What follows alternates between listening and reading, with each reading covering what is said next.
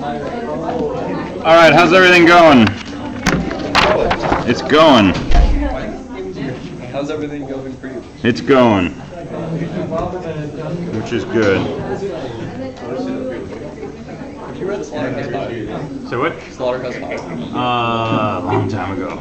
Yeah. Have you? Yeah. Yeah. That's just like the Yeah. It's like Catcher in the Rye. You gotta keep it on your shelf. I haven't read that. Make people wonder. Oh. What's up, Tony? It's All right. along the lines of like the so it goes. Yeah, yeah. All right, so a few things I want to do today. I want to talk about PA2. I want to show you some code for PA2. I want to talk about PA3, and I want to talk about ODPs. And then we're going to move on. We're going to start talking more about string processing and stuff. So any questions up front? Voice I wouldn't know. Okay, great. Which probably means no. So, so on the subject of PA3 though, I checked Sunday morning and only 16 people had done homework 2, and I checked this morning and only 19 people had done homework 2. So the majority of people have not done homework 2 yet, which is a bummer because this would have been a good time to like talk about problems with making your Git repo and such. But you got to do it by tomorrow morning, Tuesday, and if it's not 100% correct, it's a 0. So you really want to nail it down. So don't forget about homework 2. All right. So I'm sorry, if we did it, do you want to put the grade in? no, I just looked to see because I was like, I'm sure everybody's already done this. I was going to see like 63 complete, and it was like error, error, error, error, error. All right, so PA2 is graded, and much to my delight, most people nailed PA2. Okay, so this was a stick game in C, and most people got it, which is really cool. A lot of people used functions, which is also really cool. If you got 100%, right, then you know that's pretty close to perfect. If you lost a few points, it was probably for pretty minor things, like, you know, taking the number 20 haha as a legal integer instead of saying that's not a legal integer, there's extra stuff there. Things like that. But the bulk of the gameplay, the inside loop and so on, that seemed to work for most people, which was great. If you did not get PA2 to work, let me put it this way, a number of people who did not get PA2 to work also told me that they underestimated the assignment. They started too late, or they didn't leave enough time, or something happened, and that's okay, right? That's part of the learning process. I've also had students in the past who have very deliberately decided they can get by with a C in this course, and maybe they need to concentrate on linear algebra or physics or something like that because they're having a really hard time in there. And that's just where they're balancing their time. And they're putting in enough time to pass this course, or they feel like they can compensate on the exams for a low grade on the projects. And things like that. And if that's your situation, right, that's perfectly fine as long as you're doing that calculus correctly. But you know, it's something to work on and learn while you're in school, because it's a life skill, right? Trying to balance priorities and adjust and find time when there is no time, and that's always going to be an issue. So if that's going on, that's okay. If you really don't know how to get PA2 to work, right? If you were really stuck on you know, even if I had more time, I don't know if I could have finished this. You definitely want to talk to me as soon as possible, okay? And let's go through your code. In a lot of cases where the code wouldn't compile, or would compile but it wouldn't run, or would throw an infinite loop or something, I could look in the code and I could see what you were trying to do, right? And generally it was the right thing, the right idea. The trick is conveying that to the computer, right? And the computer is not very clever. It's very literal. You have to use this very precise language to tell it what you want to do. And if you can't translate what you're trying to have done into that very precise, picky language, then you get compile errors, or you get runtime errors, or you get just weird behavior. And that's a skill that can be learned, right? So we can sit down and we can sort of figure out where the translation issues are, and chances are if we fix a few of those, that may help you sort of figure out you've been looking at such and such a different way, right? I thought I understood what a scanf does, but I had the wrong idea, and now I understand it, and you might find that a whole bunch of these things start to fall into place. And that's really how you get to be a better programmer, right? The more you learn and the more skill you have, the easier it becomes to increase those further. And then at some point, you know, like when we get to Java, it's like, oh yeah, okay, here's another library and I can use this and so on. So it's a process, and I don't want you to give up or anything like that. Come and talk to me and we'll work through and figure out where the issues were. Does that make sense? All right, similar note, I am no longer taking attendance, and it has nothing to do with a Discord conversation this weekend about stopping attendance. I had already decided to do this. There was a Discord conversation about There's a little bit of one. Something about a protest where nobody would like fill in the circles, and then I have to give everybody a 0, which is actually a pretty smart idea, because I mean you'd be here and it would be really hard to like give everybody a 0 when I know there's a room full of students. So when I was in 4th grade, we had a gym teacher that we all thought this teacher was really mean, and so I wrote a Declaration of Independence from tyranny of our gym teacher and got people to sign it and handed it to him. We should do that for Nebraska. Yes. Please. So hopefully he didn't feel bad about it. I think he laughed. Hopefully Nebraska feels bad. Yeah, so no more attendance. So hopefully people keep coming to class, okay? Because I think there's value in being here and being able to ask questions as opposed to just watching a video and, you know, saying, I don't know what's going on here. But you can't tap on the screen and ask questions. But, you know, do what makes sense for your schedule and where you are and what you need from this. But if nobody starts coming, you know, towards week 7 or week 8, I might go back to taking attendance, but I'll warn you on Canvas if I'm going to do that. So, keep coming to class.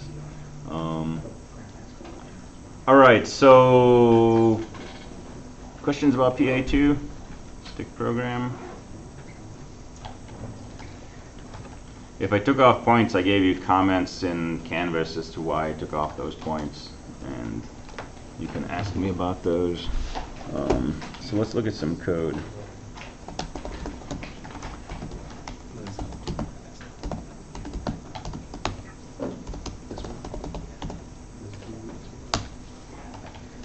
So here's some code I put together for PA2.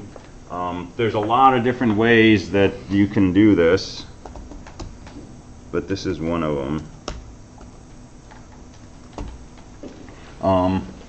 So comment block at the top. Okay, I did not explicitly say in the assignment for PA2 that you have to put your name in your code, so I didn't take off points if you didn't put your name in. But always put your name in your programs, okay? It's your work of authorship. Don't write code for a class and have it be anonymous. Put your name in there. And put in the class and the date and a description of what this thing does. Uh-oh. I don't know what that was. It didn't sound good.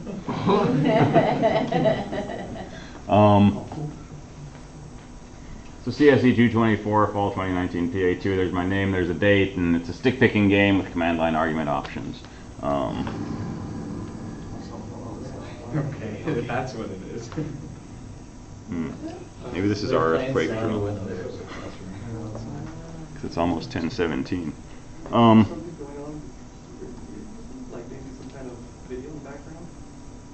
Say what? Maybe there's a video going on in the background? Oh, and I've got the sound turned off, and I don't have anything going here. Yeah, here's the other class. Oh my goodness. Almost as Yeah. I mean, I knew where you were laboratory. All right, so include standard I/O because we're doing input-output. I put my function prototypes in the beginning in a separate block. And if I'm writing a really long program with a whole bunch of functions in it, sometimes I'll put this block in the top, but I'll actually copy that over into another window. So it's right there so I can look at it. So when I'm ready to use a function like CPU moves, I can remember what it's called, how I switched upper and lowercase, what I passed to it, what it returns, that kind of thing. Yeah. If your prototypes, oh wait, your prototypes are your prototypes commented? Yeah. I've got a little line next to each one They're not saying what it commented does. out, is what I'm. No, they're not commented out. Yeah. All right, so I ended up with 4 functions in here. One for printing the number of sticks, one for which takes the number of sticks you want to print, and it just prints it, doesn't return anything. GetMove is the whole function responsible for asking the user how many sticks they want to take. And it'll ask them that question, it'll get a response, it will parse it with scanf, it will check to make sure it's a legal response, and if it's not, it'll go back and ask them again and again and again until it gets a valid input, and then it'll return that as the value of the function getMove. So getMove just tells me how many sticks the user wants to take. CPU move needs to know how many sticks are in the pile right now. That's the argument you pass to it, and then it returns the number of sticks the CPU will take, which should be 1, 2, or 3, and it should be the optimal pick to help the computer win the game. And then init is a program I call in the very beginning, and it expects the same argc argv that you would set up in main. And it does all of the pre-processing that has to happen to decide how many sticks are we playing with, or there's an error, goodbye. All of that gets buried inside this one function called init.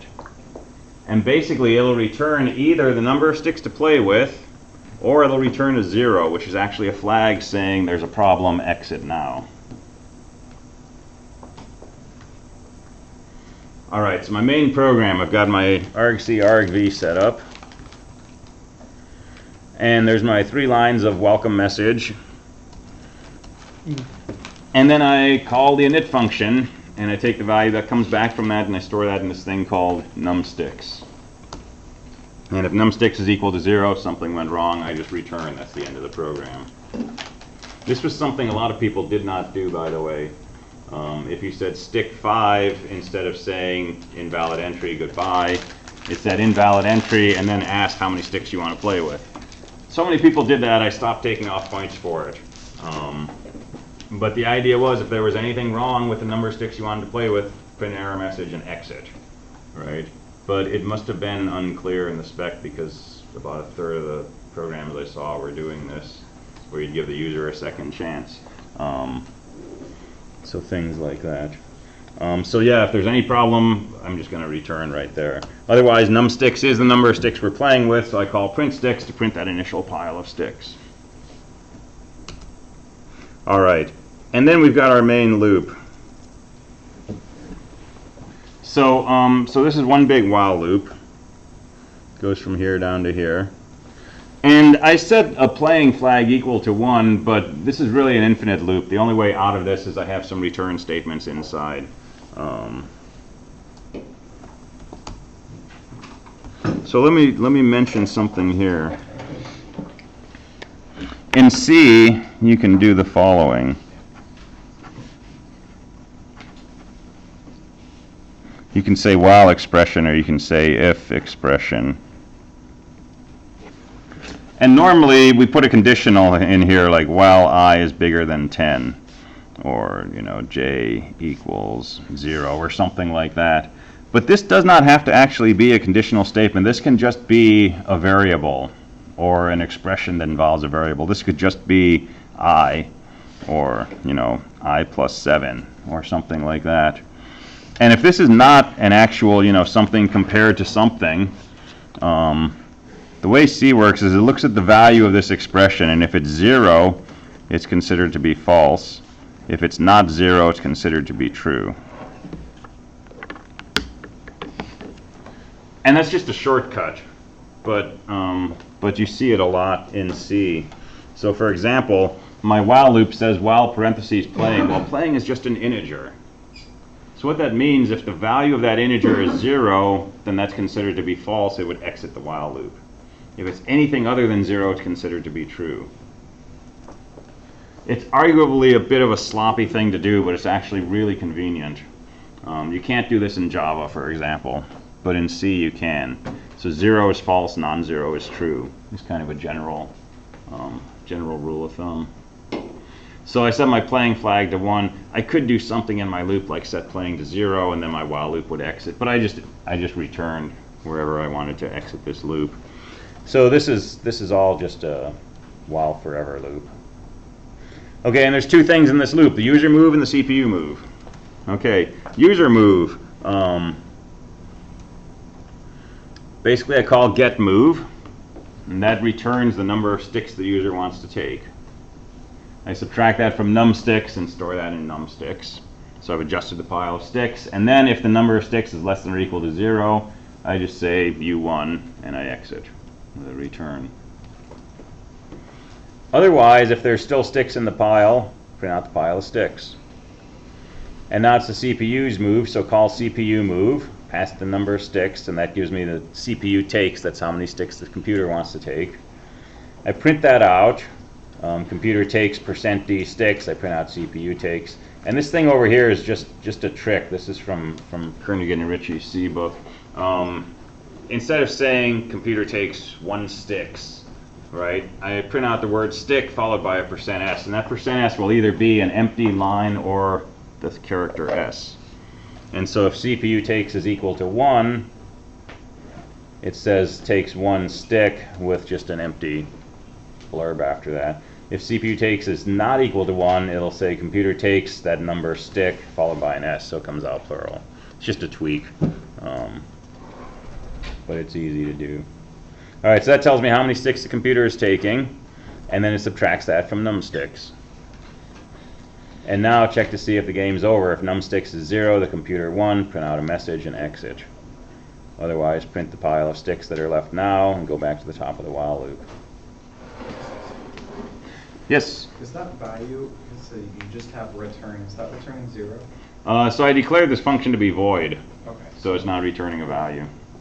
So that just exits. So that just returns, yeah, it just exits. All right, so there's the whole gameplay loop, right? And I'm happy working on this because it fits on one screen, right? It's easy to kind of stare at it and grok the whole thing. If you're trying to find a problem in there, you don't have to scroll back and forth through different pages and so on and so forth. The reason it fits on one screen is because it's using a bunch of functions to do all the work, right? To get the user move takes a whole bunch of stuff, prints and gets and scans and while loops and ifs and all this other stuff, right? But I've hidden all that in this thing called get move. Okay, so that's the modularization thing that we've been talking about. Taking all that behavior, let's just throw it in one function, right? If it makes sense to you. If it doesn't make sense, don't do it. If you prefer to write all that code up here, you can write all that code up here. Nothing wrong with that. Print sticks in particular, right? I need to print out the pile of sticks in the very beginning, after the user move, after the CPU move. And it's not hard. It's a for loop with a print and then another print after the for loop. But it's a bit of code to write, and I don't really want to write that 3 times. Okay, that's the other reason that I use a function, is I'm going to repeat this behavior in multiple places, put it in a function.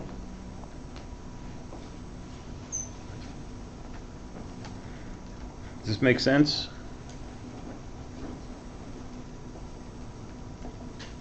All right, so print sticks, we did this in an ODP, and you've done it in other languages. So just a for loop, I equals 0, I less than num sticks, print out a pipe, and then at the end print out the number in parentheses. A few people did fancy pictures for this. They did some graphics. They got one with matchsticks with little flames on the top. That was really cool. Wow. Yeah, so good stuff. All right, so that's the print stick function.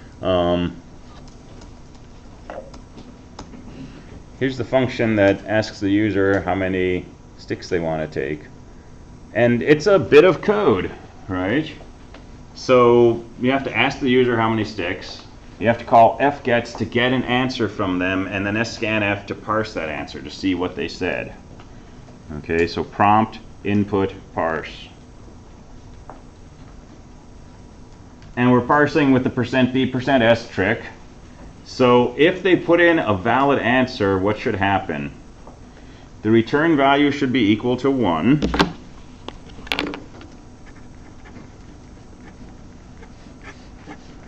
And the number, which is the value of the integer that they typed in, should should be greater than or equal to 1, and the number should be less than or equal to 3. Okay, my while loop should be while they did not put in a valid answer. So here's your chance to use De Morgan's. So if ret val is 1 and num is bigger than or equal to 1 and num is less than or equal to 3, that's valid. So how do you make it not valid? You need to complement this. Well, that's De Morgan. Complement each term, change your ands to ors. So ret val not equal to 1, or num is not bigger than or equal to 1, which means num is less than 1, or num is not less than or equal to 3, which means num is bigger than 3. And you don't have to use De Morgan. If you can understand logically how to negate that condition, you can just write that down. But you learned De Morgan a few times anyway, you may as well use it as a sanity check. So ret val not 1, or num less than 1, or num greater than 3, so that's the value inside my while loop. And if any of those things happen, they didn't put in one integer, or they put in one integer but it's out of range, got to ask them again. So go into the while loop, and it's the same code. Prompt them, get an input, parse the input, and then just go back to the top of the while loop. And this will just keep spinning between here and here over and over and over until they satisfy all of these conditions. At that point, num, the integer that we parsed up here, that's the number of sticks they want to take, so we return that. And that's the value of the get move function. All right, CPU move is a little easier because there's no input and there's no mistakes. So take the number of sticks, which we pass to the function, modulo 4, that's return value. But if that's equal to 0, change it to 1, because we're not allowed to take 0 sticks. And then just return whatever ret value is. So that makes the CPUs move, and then the last function is a big one. That's this init function that does all of the initial startup. Okay, so I call this with the arguments to main, which is argc and argv, and we've got some possibilities.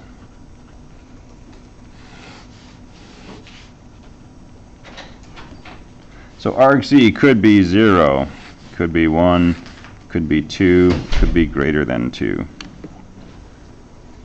Okay, if argc equals 0, what does that mean?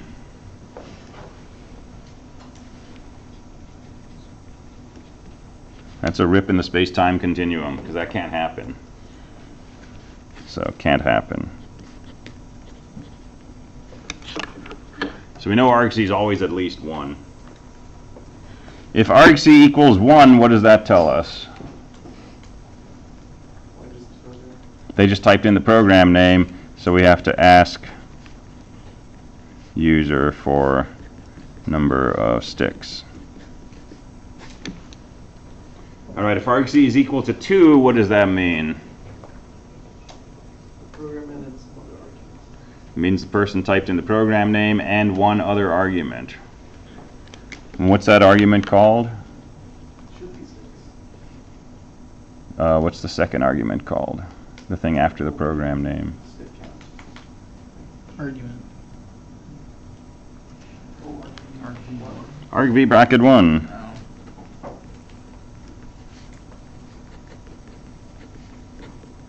So if argc equals 2, argv bracket 1 is presumably the number of sticks they want to play with. What does it mean if argc is bigger than 2? Invalid. Yeah, that's an error.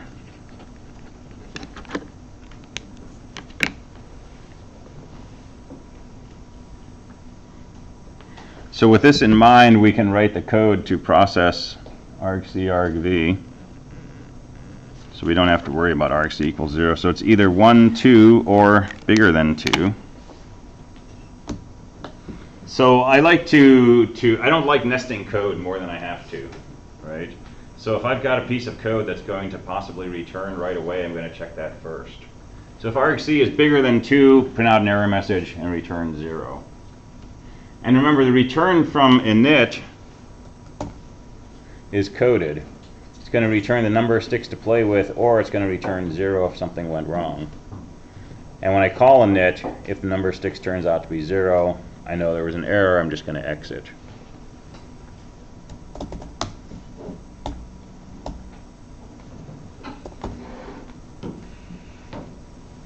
All right, so if argc is bigger than 2, print out an error message. Must supply 0 or 1 command line arguments, and I just return 0. If argc is 2, then that means they gave an argument, and that argument should be in argv bracket 1, and that should be the number of sticks. So let's see if argv bracket 1 is a legal integer. So take argv bracket 1, scan it with our %d %s. Save it in num, store the extra stuff in extra. It needs to return 1, which means there was an integer and nothing else. And that integer, which is now stored in num, needs to be at least 10. So if that's the case, I'll return num, that's the number of sticks to play with, and the game will continue in the main program. Any other case, something's wrong, return a 0. Does that make sense? All right, argc is not bigger than 2, it's not equal to 2, it can't be 0, it's got to be equal to 1. So this is the case where there was no command line argument given, so we have to ask the user how many sticks. So we ask them and we say fgets, and now temp is a string that should be the number of sticks to play with, and the rest of this code is exactly the same as this code up here. Up here, the number of sticks was in a string called argv bracket 1. Down here, the number of sticks is in a string called temp. But other than that, it's exactly the same code. So scan it the same way, check the value, return num if it's good, otherwise put in an error message and return a 0.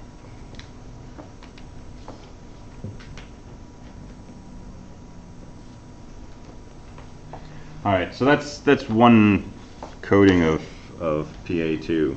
A lot of ways to do this, but that's one way that sort of heavily breaks things down into functions.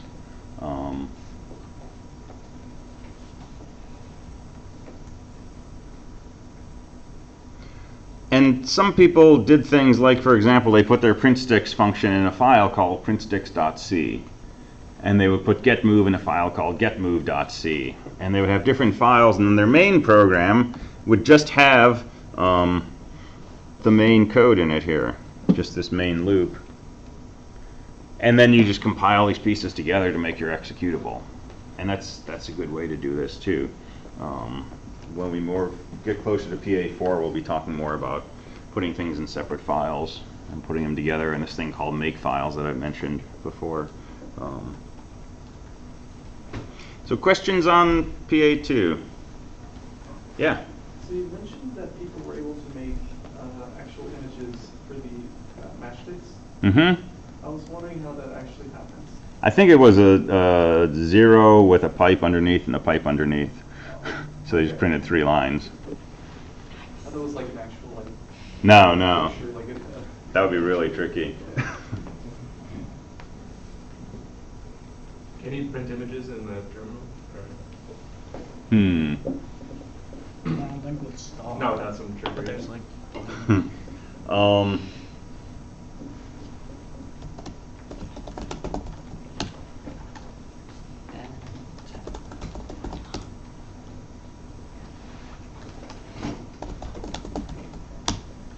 I don't have banner on here, man.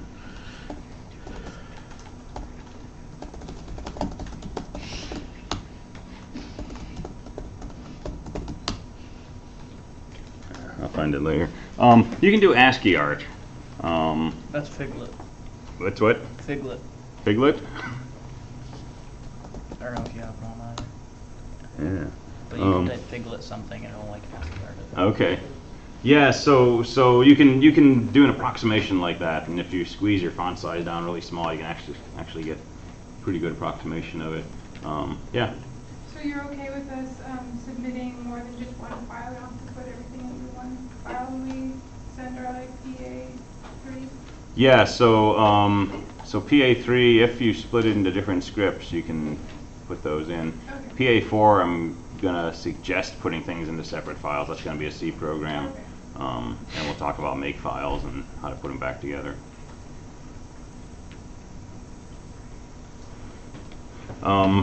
Yeah, when you run PuTTY or SSH, you're really just using a terminal window. But with PuTTY, you can actually open up what's called an X session, and you could display graphics on your screen, but not horribly easily. All right, other questions?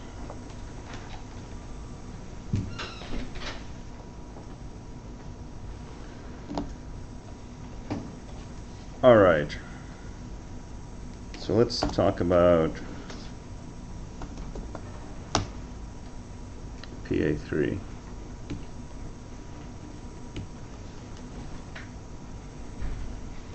So any questions about what your high-low game is supposed to do? We talked it over, we played through it, that kind of thing. Okay, so I've posted a rubric for grading. I just fixed a typo on this in the first section, so if you've already downloaded this and it didn't say revised, download it again so that you're not startled by anything. So this is a grading rubric I intend to use for your high-low game. And you can kind of use this as a checklist to see what grade you're going to get. Okay, and unless I've like totally spaced and forgotten something major in here, this should be pretty complete. So this is based on 100 points, right, these deductions.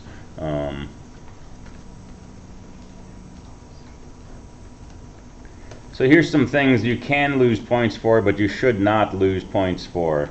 The first is if I cannot access your repository. Okay, if I cannot access your repository by the due date, it's going to be a 0. Okay, and there's no extensions for this one. Because once you've done homework 2, your repository should be in place. I should be set up as a reporter.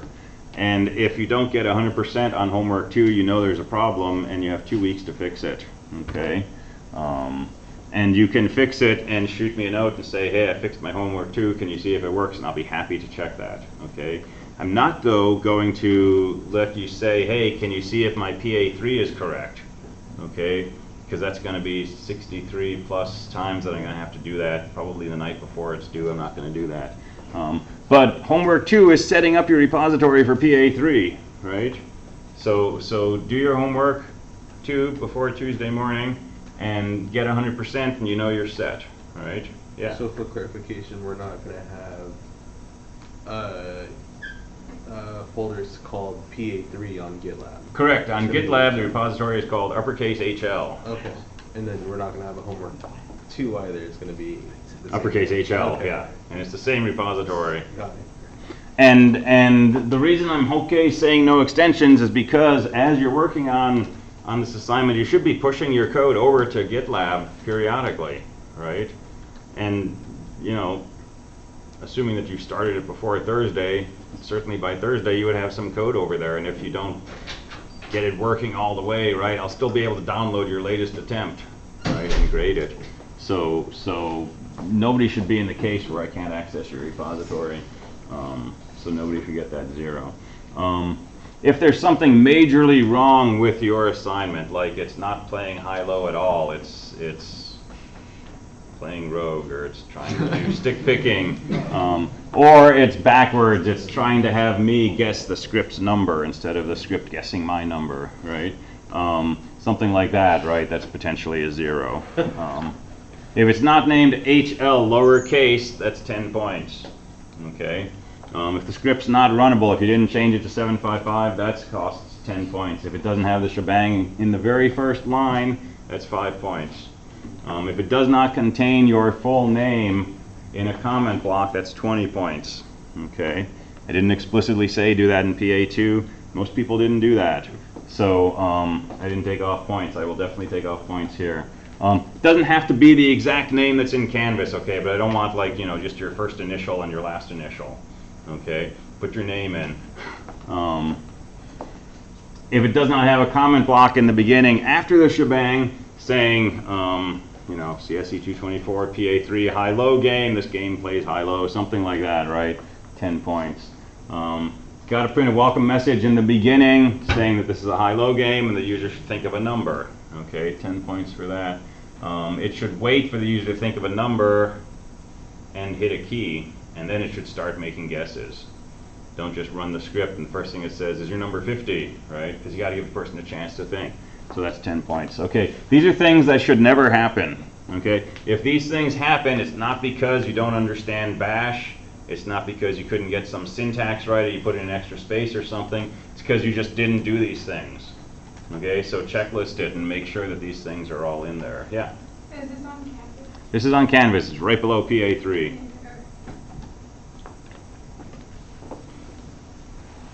All right. The other thing I'm going to ask is do not use the sleep statement or the clear statement anywhere in your script. Okay, this is for my convenience. There's nothing wrong with using those in general, but if you put sleep statements in to print out your introduction one line at a time with 3 seconds in between, it's going to slow me down grading, and we're going to have to edit your script and remove all those sleep statements. Okay. Similarly, if you clear the screen, like each time that the user makes a guess, you clear the screen, then it's hard for me to look at the entire session, right? I have to scroll back and there's 22 empty lines in between each thing, and it's harder for me to grade. So I'm going to ask you up front, please don't use any sleeps or any clears. Okay, and if you do, you're going to take off points for that. So that's just that.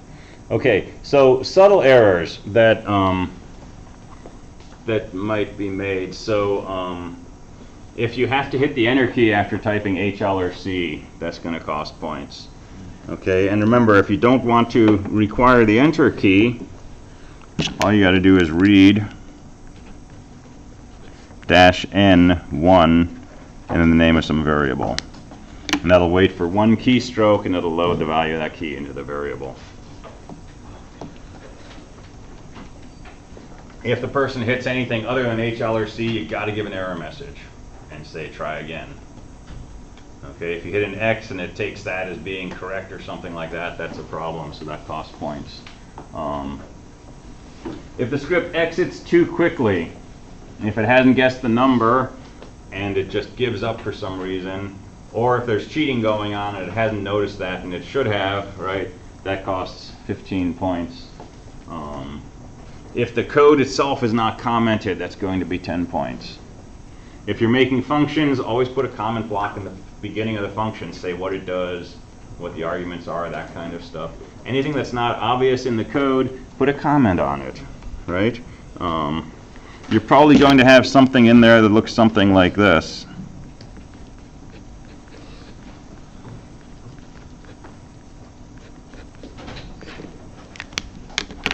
Well, we know what that is. Guess equals high plus low over 2. That's where you're making your guess, which is in between the highest and lowest numbers that you could pick. But we know that's what that is because you're the one who's been writing this code for 2 weeks, and I've been talking about it for a week or two, right? But to somebody who's never seen your code before, why are you setting guess equal to that? And while we're on the subject, what is guess? What is that variable? Right? Throw a comment in there. And your comment should not be guess equals high plus low divided by 2, because that you can tell from looking at the code. What you can't tell from looking at the code is guess is the next number that I'm going to guess.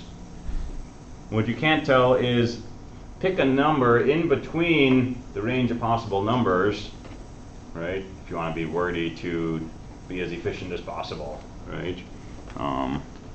So you don't need to write an essay next to each line of code, but if it's not totally clear what's going on, put a comment in there, right? Anytime you introduce a new variable, put a comment in there. If you call a function, say what the function's supposed to do. So commenting the code itself is worth 10 points. If you flip the meaning of H and L, right, which I already said not to do, when the user says H, it means the guess was too high. So you're thinking of 30, it says 50, so you should hit an H. 50 is too high. If you flip that and hit H because 50 was too low, right, then that's going to be 10 points. If it doesn't respond to HL in some other way, like it just ignores me and keeps making random guesses, right, that's 40 points. If it doesn't respond to C, that's 10 points. So when you say C, that should end the game. It means that the guess was correct. If it makes syntax errors while it's running, right, that's 15 points. If it makes the same guess twice or does not detect cheating, that costs you points. And this one is potentially tricky. So if it says, is your number 41, and I say that's too low, and then it says, is your number 41, that's a problem. Okay, should not waste a guess on a number it's already picked. Probably if your algorithm is doing that, it means that it's detected cheating. Right? And so if it's gotten to a point where it should conclude that something's wrong, it should say that and exit instead of continuing to guess. On the other hand, if it calls cheating too soon, that's a problem too. So if your number is 41, it's possible that it will get down to where low is 41 and high is 41. That doesn't mean you cheated. Okay, if it hasn't guessed 41 yet, it's still got to make that guess. Now if you guess 41 and I say that's high or that's low, then it can say, okay, something's wrong. So don't give up on the user too quickly. If it's not using this high plus low over 2 algorithm, if it's just using a random number between high and low, or it's using high minus 5 or something, that's 15 points.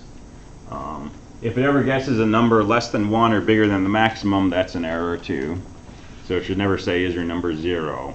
Or if you're playing 1 to 100, it should never say, is your number 101?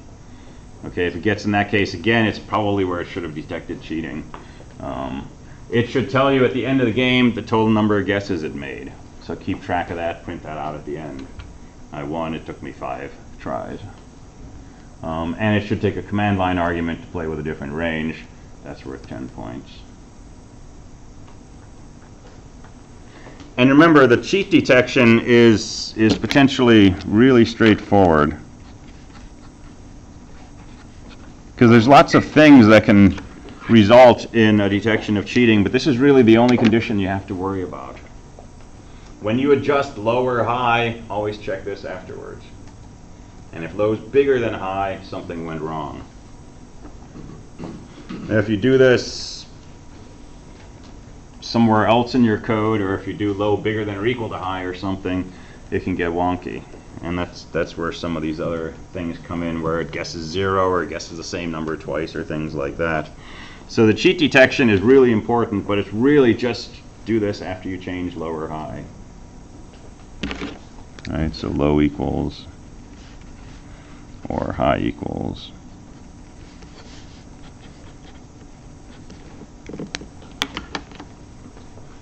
And try not to get into a case where you're putting in 15 lines of code all over your loop to detect cheating, right? You may get that to work, but I've never seen it happen. Usually it's because you did something other than this, and now you found a case where it didn't detect cheating, so you throw in an extra if statement to catch that. And you find some other case, so you throw a statement to catch that, and so on. And it kind of spirals from there. Okay, so here's some test cases you can use. These are all just making sure that the things and that mistakes you shouldn't make have all been done.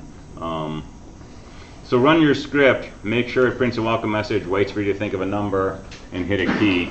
And then play the following games. Pick the number 50, and make sure it guesses correctly. Pick a 1, make sure it works. Pick a 100, pick a 2, pick a 99. Okay? Then pretend you pick 101 and make sure it finds out that you're cheating after it guesses 100 and you say it's too low. Pretend you pick 0, which should eventually guess 1, say it's too high, it should say cheat. Pick the number 51 in your head, but when it gets to 51, say that that's too high. It should detect cheating. And then imagine that you pick the number 52, but when it gets to 52, say that that's too low. That should respond that you're cheating, because at that point it should already have said 53. And then play from 1 to 1,000 and try some of those tests again. Try entering things other than HL and C a few times, and make sure it always says, enter HL or C. And have some other people play your game and see if it looks good to them. Is there somewhere on the server we can put it back where people can? No, because it's source code. So I don't want you to actually give them access to your source code. But just bring them over to your keyboard and say, hey, you want to try to break my game? And then you can try to break theirs. All right. We have 1 minute to talk about the ODP, but I talked about it in the previous video, the previous section's video. But let me just run through it really quickly. So you're basically making a function that takes a string and counts the number of e's in it. I'll just do this on here. So you're making a function like this.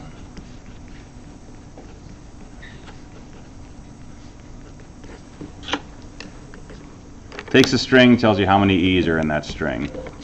So if you call it with the string hello, this function should return a 1. Are we doing this in C or back? This is in C. And if you call with string hee-haw, it should return a 2. If you call with the string ABC, it should return a 0. If you call with an empty string, it should return a 0. If you call with an E and a new line and hello and a new line and EE, it should return 1, 2, 3, 4, and so on. Okay? New lines don't terminate strings, null terminators terminate strings. So you just take your string, count the number of lowercase e's, return that value. So you're just being passed one. Being passed one string, it's a car star. Make a for loop, either your string length or look for the null terminator. And like I say, the video from the previous section goes through a lot of examples of for loops you can make.